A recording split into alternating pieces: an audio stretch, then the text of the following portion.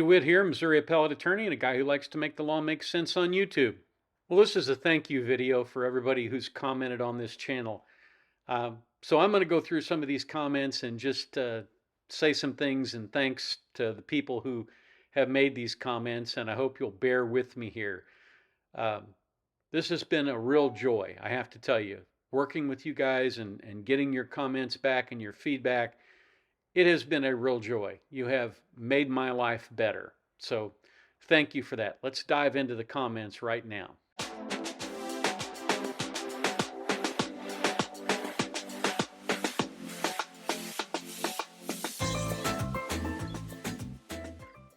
Okay, so I like to take the first one here because it's always fun to me to look at the people who are disagreeing with me, and it's really odd. Sometimes they have good arguments, and I really respect that, but some of the time they come up with off-the-wall stuff.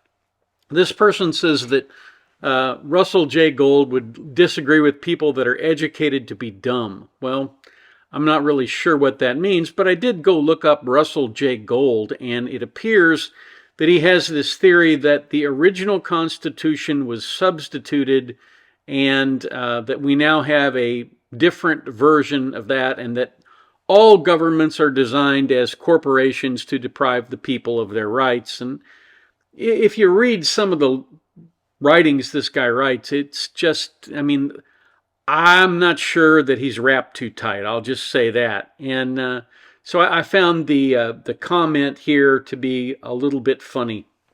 And then Wild Critters here says he thinks it's interesting how the Supreme Court judges will often interrupt and ask questions.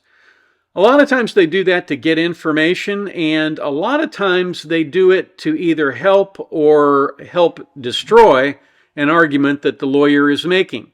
Sometimes the judge is trying to throw you a life preserver because he realizes you're over your head. That's actually happened to me in an appellate argument in the Eastern District not long ago, where the judge had to reframe my argument for me, and I said, "Yes, Judge, that's what I've been trying to say."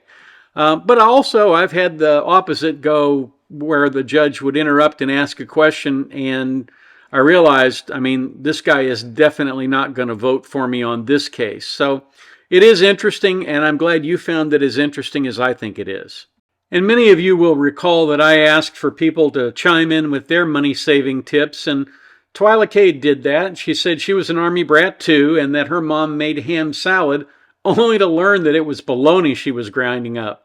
Now retired, she does a lot of the same things, and she's been trying to reduce the costs for getting her nails done. And these are the kind of things that really make a difference. It's the things you do regularly, if you can economize on those, that will really help you. But that was a great tip, and I think I really enjoyed most just sort of hearing that other people out there are Army brats too, because, you know, we got to stick together. We had the most unusual type of upbringing.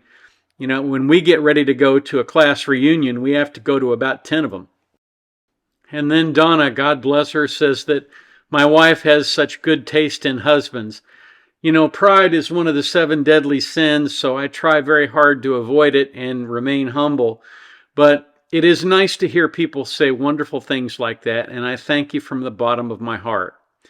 And then Tom tells us it was the first time he's seen a video of a state appellate court proceeding. Tom, Go log in to the Florida Supreme Court. They've got a lot of they've got some of their judge discipline on there. They've got lawyer discipline on there.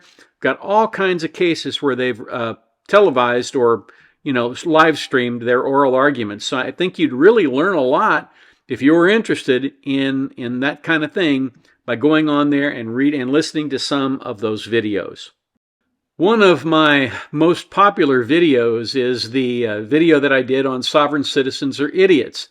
And Wang Sun here basically says, you know, you've got this absolutely right, that, you know, whatever mental disconnect these people have, they simply refuse to acknowledge the law has any bearing on what they're doing. He said that was a succinct statement that was clearly presented to an audience made up of even society's most dim-witted. Well, I don't know about dim-witted. I've got probably the best and smartest bunch of subscribers in the entire YouTube universe, but I'll tell you, I enjoy taking things like this and making it approachable. So much of what lawyers seem to do when they deal with the public is make the law unapproachable. The law does not need to be complex or unapproachable. It should be something everybody can understand. And hopefully that's what I'm doing here. Hopefully I'm making it easier to understand. And it looks like Ider says that this was so helpful, it was like you were talking about my case. Again, exactly what I'm going after here. Now, I singled out this one because I thought it was really interesting. Cappy says there's no value in keeping this guy alive. Now, I think that's probably a sentiment that a lot of people would agree with. But look what 2020 does here. He teaches a very good lesson in how to disagree without being disagreeable. And he said, lots of money to be saved by dispensing with the lengthy appeals process and just throwing him in prison until he dies. Sometimes people genuinely do deserve to die, but rarely is it actually worth it to society to give these people what they deserve. It just perpetuates the violence in American society. And it is inordinately expensive. Okay, I think this is one of the best comments I've seen on the channel in terms of substance. He obviously gets it, and it's a measured response. He obviously thought a lot about it, and I appreciate that. When y'all comment, you guys bring something to the channel that isn't here before you do, and I just want you to know I may not get to every one of these and get them responded to, but I try and read them all, and I very much appreciate what you put on here. And then on that same video, we have somebody saying, I realize this man did some terrible things, but then he murdered a police officer, so it should balance itself out. He's still a hero in my book. He deserves an award. I think that's an inappropriate comment, and I probably would have removed it if TS hadn't come along and said, soul for sale? I think your soul has already been sold. He then responds and says, but I got gypped. And he says, yeah, no one ever wins in those deals. What a great couple of comments here in terms of just an acerbic response to a pithy comment. Thank you, TS. That was terrific. And then Christopher Knight, talking about the recession coming, says, his parents lost their house because they had a subprime balloon mortgage that they couldn't afford. And he says he and his partner are looking to buy a first house, and we've been saving for the past 2 years to be ready when the housing market dips. And he said, great tips. Well, hopefully they were great tips. And he did it exactly right. You save and then you wait for an opportunity, because the opportunity will come along. And then Jeff DeWitt, who actually is a relation to Anthony DeWitt, he says, I can't believe this guy's name is literally Dr. Wild, and somehow he hasn't plastered that brand all over the internet.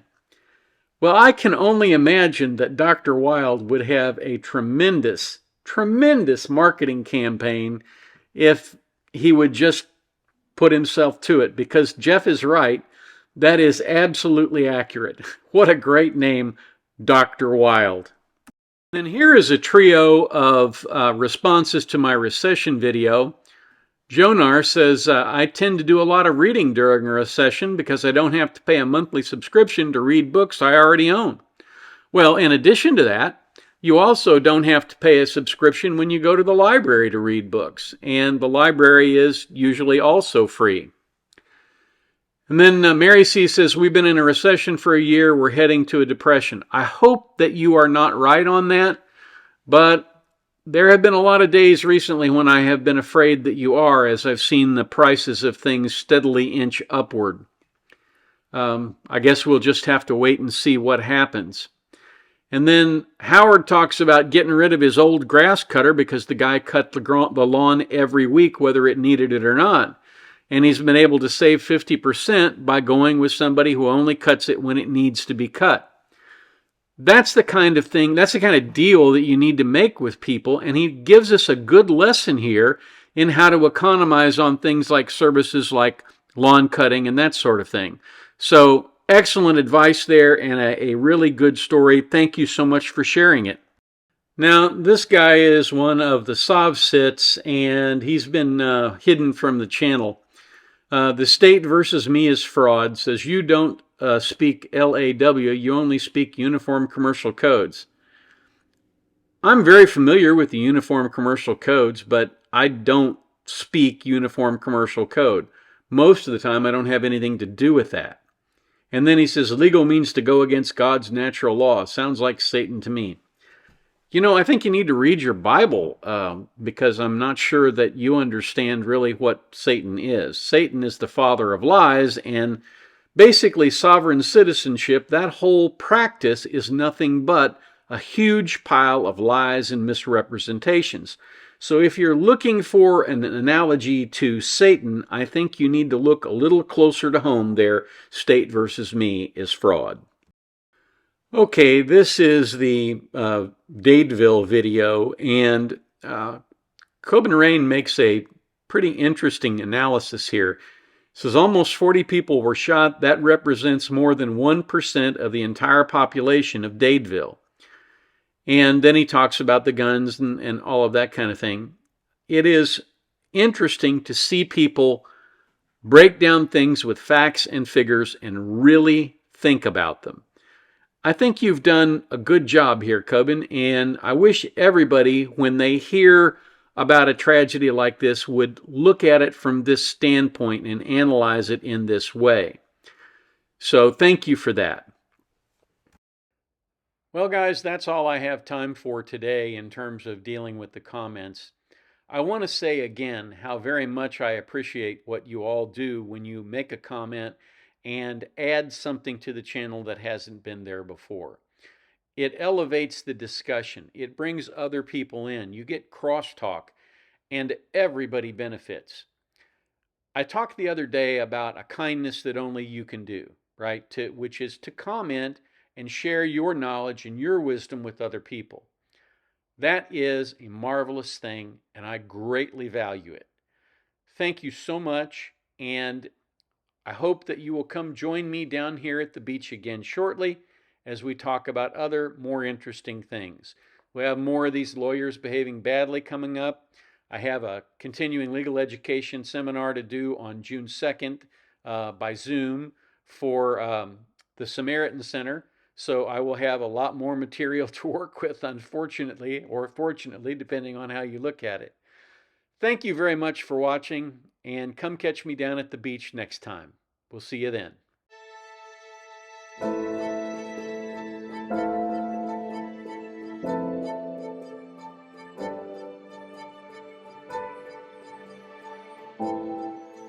If you like this video, here are a few others you might try, and don't forget to subscribe. Have a terrific day, guys.